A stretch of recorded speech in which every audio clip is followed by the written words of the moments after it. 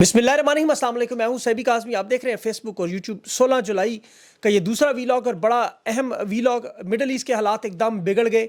शाम के GHQ पर इसराइल का हमला, सदारती महल भी उड़ा दिया और शामी सदर गुमशुदा है। इसके साथ अभी गोलान की पहाड़ियों से इसराइली फ़ौज शाम में दाखिल होगी और मिडल ईस्ट की इस सूरत हाल की ख़तरनाक मामले पर सऊदी अरब, मोहम्मद बिन सलमान, ट्रंप के मुख्तलिफ ममालिक के अचानक राब्ते भी शुरू हो गए। शाम की मसाजिद में जहाद के ऐलानात शुरू हो गए।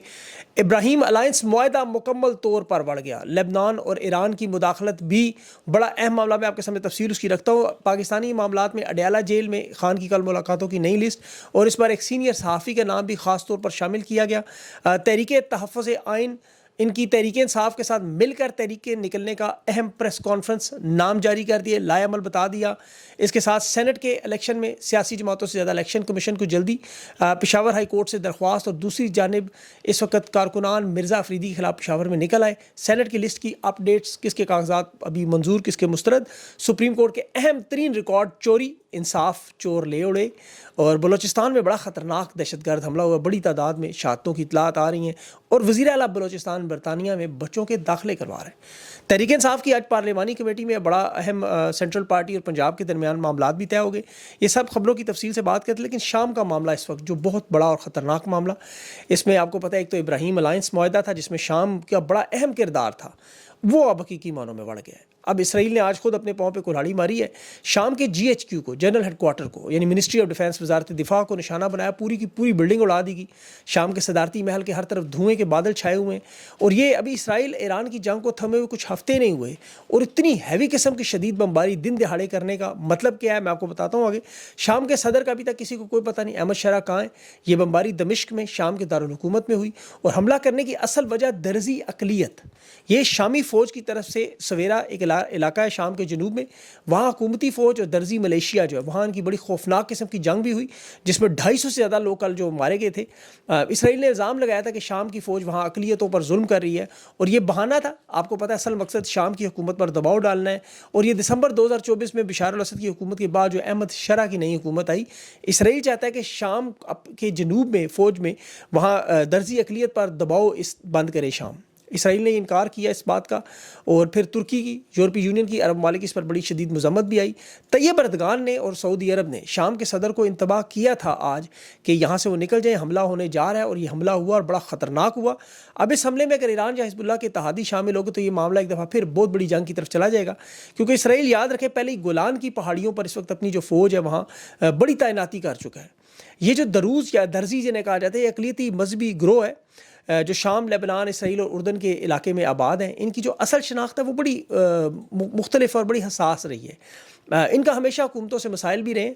इसराइल में भी ये तकरीबन 1.5 लाख से ज़्यादा लोग आबाद हैं और इसराइली शहरी हैं। बल्कि आप देखें इसराइल की फ़ौज में अगर भर्तियाँ देखें तो उसमें बड़ी तादाद में ये दर्जी जो लोग हैं वो शामिल है इस कम्यूनिटी के। और इन्हें अरब दुनिया से बड़ा अलग समझा जाता है। इनके इसराइल के साथ सियासी और फ़ौजी तहाद है। जो सवेरा इलाका जो शाम में, वहाँ पे बड़ी तादाद में रहते हैं। इसराइल ने हमेशा तहफ़्फ़ुज़ फराहम करता रहा।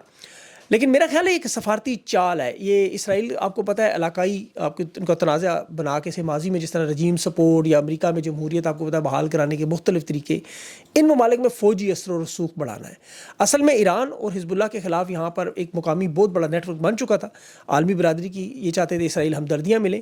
और जो असल में मामला है वो गोलान की पहाड़ियाँ हैं। ये फ़ौजी सियासी सिक्योरिटी के अतबार से इंतहाई अहम जगह है। शाम चूँकि माजी में ईरान और हिज़्बुल्लाह का बड़ा करीबी इत्तेहाद भी रहा और बशार अल-असद के दौर में तो गोलान की पहाड़ियों का जो कंट्रोल था वो मौजूदा नए सदर ने आके इसराइल को दे भी दिया। उसके बावजूद इसराइल ने आज बमबारी की, दिन दिहाड़े की। और इसमें बराह रास्त इतना बड़ा मामला कि हिज़्बुल्लाह, अब ज़ाहिर है लेबनान में बहुत बड़ी ताकत है, उनके पास जदीद तरीन रॉकेट्स हैं, वो भी अब शाम के इस मामले में तनाज़े में शामिल होने जा रहे हैं। और ये मिसाइल टेक्नोलॉजी भी उनके पास पहुंचने का मामला है। तो इसराइल को तो ख़तरा हमेशा लेबनान से, शाम से, दो तरफ से था। अब ये चूँकि जानते थे कि शमाली इसराइल से और गोलान की पहाड़ियाँ चूँकि एक बड़ा ऊंचा इलाका है, वहाँ पर इनकी बड़ी भारी तादाद में फ़ौज मौजूद है और नीचे جو علاقے ہیں ان پر ظاہر ہے کنٹرول پھر اوپر سے ہو جاتا ہے. اسرائیل 1967 سے اس جنگ میں گولان کی پہاڑیوں پر قبضہ کر کے بیٹھا ہوا ہے. ابھی تک ان کا قبضہ برقرار ہے. اقوام متحدہ تو اسے مقبوضہ علاقہ مانتی ہے, لیکن اسرائیل نے 1981 سے اسے اپنے علاقے میں ضم کر لیا ہے. اب گولان کی پہاڑیوں میں ایک دوسرا بڑا ہے معاملہ آبی ذخائر ہے جو دریائے اردن سے آتے ہیں.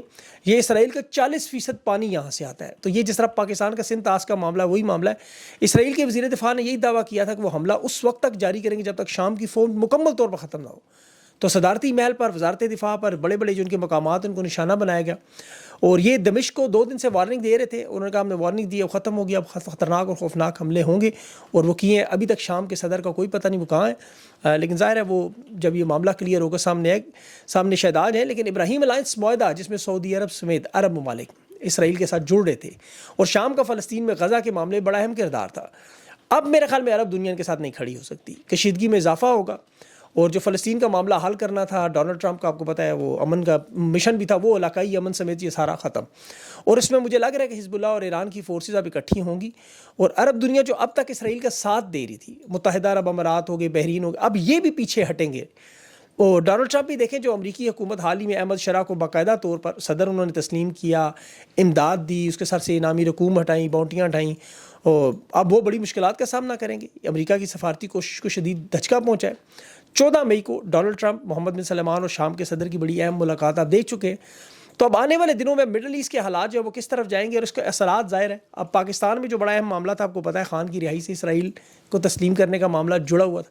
یہ معاملہ مشکل ہوگا, اور اس کے لیے اسٹیبلشمنٹ کے لیے مشکلات میں اضافہ ہوگا. اس میں پاکستان کے جو حالات ہیں وہ میں آپ کے سامنے اگر رکھوں تو تحریک انصاف کی تحریک میں اب زور آتا ہوا نظر آئے گا, کیونکہ انٹرنیشنل سطح پر جو اسٹیبلشمنٹ کو حمایت مل رہی تھی پہلے, وہ اب شاید نہ مل سکے. تحریک انصاف کی آج اہم پریس کانفرنس تھی. محمود اچکزئی, سلمان اکرم راجہ, راجہ ناصر عباس, مصطفیٰ کوکر موجود تھے, اور حکومت کے خلاف نکلنے کے لیے یہ سب ایک پیج پر آ چکے ہیں. باقی جماعتوں کو بھی ساتھ جوڑنے کی کوشش, لیکن تحریک انصاف کے پاس دیکھیں بہت سے کارڈز آ چکے ہیں. ایک تو یہ انٹرنیشنل کارڈ میں نے آپ کو بتایا, پنجاب پاکستان پانی میں اس وقت ڈوبا ہوا آپ کو نظر آ رہا ہے. مریم نواز گدھے کے سر سے سینگ کی طرح غائب ہے. 9 مئی کے کیس میں آپ کو پتہ ہے جھوٹی گواہی, جو 600 سے زائد 9 مئی کے کیسز اڑنے کا خطرہ, اس میں پکڑی گئی ان کی گواہی. تحریک انصاف کے جو حمایت یافتہ جمشید دستی کی نشست چھیننے کا معاملہ ان کے پاس بہت بڑا کارڈ ہے. پھر جو معیشت کے حالات ہیں, پیٹرول کے حالات آپ دیکھ لیں, وہاں ڈیزل کی قیمتوں میں اضافہ دیکھیں, تو مہنگائی کا جو ایک بڑا عذاب اس وقت عوام پر نازل ہوا ہے. گندم کا بہت بڑا سکینڈل ہے, چینی کا آپ کو پتہ اس کی قیمتوں میں کس قدر اضافہ ہوا, تباہی مچی ہوئی ہے. IMF کے لون کے معاملات 7 ارب کے اس پر پھنسے ہوئے ہیں.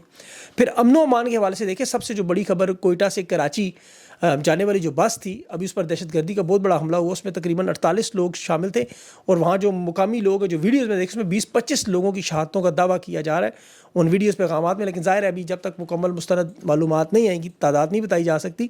وزیر اعلیٰ پنجاب بلوچستان سرفراز بگٹی البتہ اس وقت برطانیہ میں اپنے بچوں کے داخلے کروا رہے ہیں.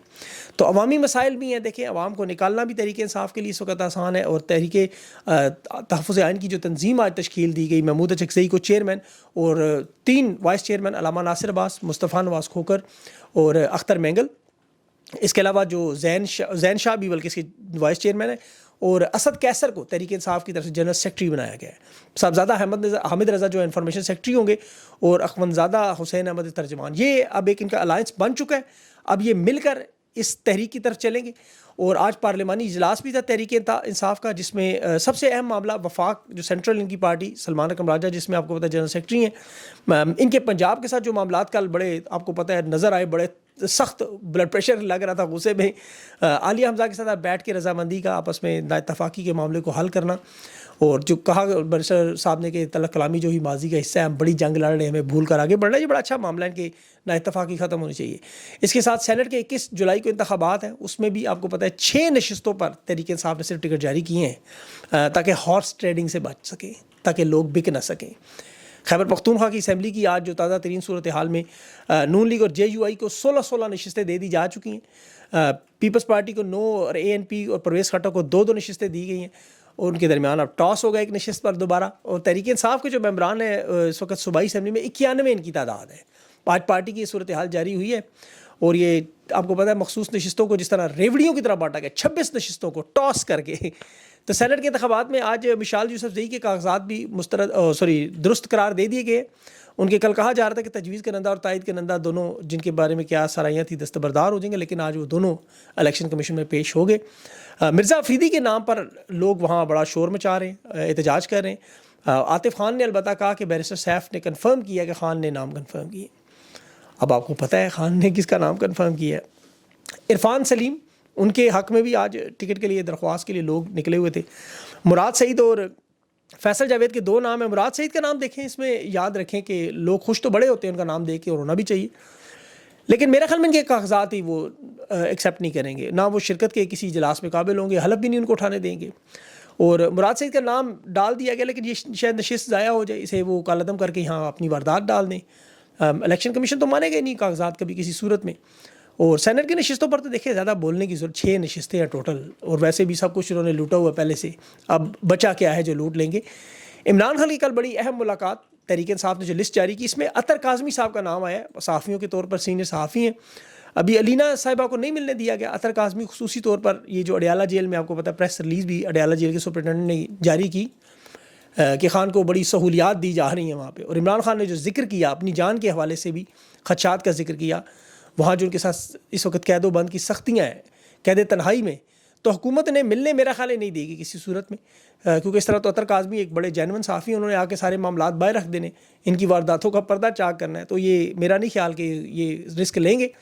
صحافیوں کو تو استعمال کرنے کا ایک پرانا معاملہ آپ کو پتہ ہے. عمران خان بشا بی بی کے بارے میں جب وہ فیلڈ مارشل کا کہ ISI تھے انہیں عہدے سے ہٹایا گیا, تو بشا بی بی سے ملاقات کے لیے زلفی بخاری کے ذریعے پیغام, اس پر بہت سارے صحافیوں نے کہا جی نہیں, بشا بی بی پر آج جو مظالم ہونے اس کی وجہ یہ نہیں ہے. ان کے دعویٰ ہے کہ عاصم منیر صاحب نے اس وقت بشا بی بی سے کرپشن کے بارے میں تحقیقات کے لیے ملاقات کا وقت مانگا تھا. اب ان کی واردات دیکھیں اسی طرح پکڑی گئی کہ جب عمران خان نے DGSI کے عہدے سے انہیں ہٹایا, تو اگر عہدے سے ہٹا دیا تو پھر یہ ملاقات کس حیثیت میں کرنا چاہ رہے تھے. یہ تو اس کیس کی کرپشن کی تحقیقات بھی نہیں کر سکتے, ان کا کام بھی نہیں تھا. یہ کام تو عام طور پر وفاقی اداروں کا FIA, نیب یا پولیس کا کہہ لیں, یہ تو کیس پر آگے سے رپورٹ کر سکتے. اس لیے لوگ, یہ بڑا سادہ سوال ہے کہ خان کی حکومت تو ختم ہوئے 3 سال ہو گئے, اگر وہ تمام کرپشن کے معاملات موجود تھے جس طرح TV چینلز پر عطا طاہر اور مصطفیٰ کمال آپ کو یاد ہوں گے, بلکہ طاہر اشرفی بھی, ان سب کو میڈیا پر دن رات کرپشن کی کہانیوں پر بٹھا دیتے تھے, فراگوگی کرتے تھے. تو وہ جو پوسٹنگز ہوئی ان میں سے کسی ایک کو پکڑ کے لے سامنے, سارا معاملہ حل. لیکن آج تک ایک بھی افسر نہیں لائے, کیونکہ ایک بھی افسر موجود نہیں. اور عثمان بزدار بھی موجود ہے, اس پہ پرچے کریں. لیکن خاقان عباسی نے بات کی نا کہ اتنے نااہل لوگ ہیں کہ انہیں ساری کی ساری نشستیں دے دیں, تاحیات حکومت دے دیں, تب یہ کچھ نہیں کر سکتے سوائے میڈیا کے اشتہاروں میں, جعلی پروپیگنڈے کے 2 نمبریوں میں. آپ دیکھیں پنجاب اس وقت ڈوبا ہوا ہے پانی میں, لیکن یہ کبھی عوام کے لیے آپ کو نظر نہیں آئیں گے. اب تحریک انصاف کے لوگ بھی, مجھے ان پہ سمجھ آتی کہ متبادل پلان کیوں نہیں لاتے جب ان کی ملاقاتیں نہیں کرواتے. اب جمعرات کو ایک لسٹ جاری ہوتی ہے, اس میں جو نام ہے ہر جمعرات کو آ جاتے ہیں, لیکن ملاقات نہیں ہوتی. آپ علی امین گنڈا پور کے انٹرویو دیکھیں, وہ بھی بڑے سادہ سے بن کے کہہ رہے تھے میری ملاقات نہیں کرواتے جی, مجھے ملنے نہیں دیتے. آپ سلمان قمر صاحب وہ بھی یہی کہہ رہے ہوتے ہیں. یہ دوسرے جنید اکبر صاحب کی سنے, وہ بھی جی میری ملاقات نہیں ہوتی. اتنے زیادہ معصوم ہیں سب کے سب. بھائی آپ کی ملاقات نہیں اگر کرواتے تو آپ کے پاس کا کیا لائے عمل, آپ اس کا کیا متبادل نکالیں گے؟ آپ کو حل تو دیں گے. آپ لوگ پارلیمنٹیرین ہیں, جنید اکبر اس وقت پبلک اکاؤنٹ کمیٹی کے چیئرمین ہیں, سلمان قمر جنرل سیکرٹری ہیں, اور وزیر اعلیٰ علی امین گنڈا پور. تو یہ کھل کر کیوں نہیں بتاتے؟ یہ ذرا جس طرح عمران خان کو وہاں دیکھیں نا, جہاں غداری کے جرم میں ایک بریگیڈیئر رضوان کو ایک ہوٹل جیسی سہولتیں دی گئی ہیں, وہاں یہ کھل کر یہ بات کیوں نہیں کرتے کہ خان پر کیا ہو رہا ہے, خان کے کیسز پر کیا ہو رہا ہے. یہ باتیں اسمبلی کے اندر ذرا کھل کے تقریر کریں, باہر آ کے تقریر کریں, فیس بک پہ اپنی ویڈیوز بنا کے کریں. بہت کچھ یہ کر سکتے ہیں, یوٹیوب پر آ جائے, بہت کچھ کر سکتے ہیں, لیکن یہ کرتے نہیں ہیں. پتہ نہیں اس کی وجہ, آپ کو پتہ ہی ہوگی. خان کے 3 کیسز 190 ملین پاؤنڈ کا توشہ خانہ اور اڈیالہ جیل کی آپ کو پتہ ہے انتظامیہ کے خلاف جو 5 توہین عدالت کے کیس تھے. اب 17 جنوری سے القادر ٹرسٹ میں خان کو سزا دی گئی جنوری میں. آج دیکھ لیں کیا ہوگی, 16 مئی ہوگی. اب دیکھیں اس اپیل میں 6 مہینے گزر گئے تقریباً. جسٹس انعام مناس پر عمران خان نے عدم اعتماد کیا. اس نے کہا نہیں میں کیس سنوں گا, اور پھر کیس مقرر ہی نہیں کیا. اس کے بعد 6 مہینے ادھر بھی ہو گئے. اب ڈاکٹر یاسمین راشد, عمر سرفراز چیمہ کی ضمانتیں انہوں نے 23 جولائی تک, وہ جج منظر گل جو عمران خان کو جس کے بارے میں کہتے ہیں سریعام گالیاں دیتے ہیں, عسکری ٹاور میں, زمان پارک میں, وہ ساری ضمانتیں اس نے ملتوی کر دی, درخواست دوبارہ. اور حالت تو یہ ہے، دیکھیں سپریم کورٹ کا اپنا ریکارڈ، کراچی رجسٹری میں وہ کوریئر کمپنی کی گاڑی لوٹ کے لے کے چلے گی، تو یہ تو اپنا ریکارڈ نہیں بچا سکتے، کسی کو کیا انصاف دیں گے؟ تحریک انصاف کو کھل کر لائے عمل دینا ہوگا، بتانا ہوگا کہ اب یہ تحریک جو شروع ہو چکی ہے، آج 16 تاریخ ہے، اگر 5 اگست تک انہوں نے معاملات کو لے کے جانا ہے تو ان کے پاس یہی کوئی 19-20 دن بنتے ہیں، تو انہوں نے کیا اسٹریٹجی بنائی؟ اس پہ بھی میرا انٹرویو تحریک انصاف کے 2 رہنماؤں سے انشاءاللہ ہوگا، وہ ضرور چیک کیجیے گا، اس میں ان سے بہت سارے معاملات ڈسکس کر رہے ہیں کہ آگے لائے عمل کیسے لے کے چلیں گے، اور شام کے معاملات پر بھی اب میں آپ کو اپڈیٹ کرتا رہوں گا۔ اپنا خیال رکھیں، مجھے اجازت دیں، اللہ حافظ۔